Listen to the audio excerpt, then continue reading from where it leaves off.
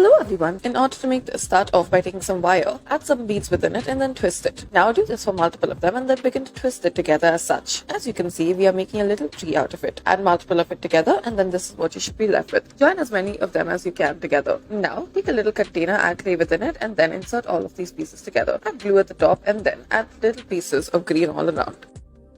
Next, take a pair of scissors and then cut some wire, add some red beads into it and then twist it at the base. Now do this for another one, twist it together after you're done with the second one. Continue to do this for the third and fourth, make multiple of these and join them all together to make it look like a mini tree. Now twist the ends together as such and then shape it as you please.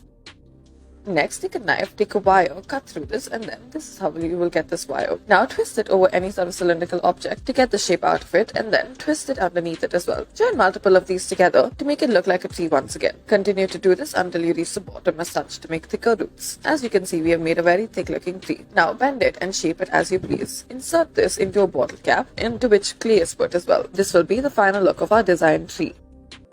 Now for our next design, we'll start off by taking this wire and now peel it out. Take out the wire portion of it and then afterwards begin to twist the sides as such. Remove each of the layers and then twist it towards the side and then individualize it as such. Now taking any sort of thin cylindrical object such as a toothpick, begin to make the spring-like structure out of it and then afterwards roll it in on itself and twist it. Now make multiple of these and then insert them into a little clay pot.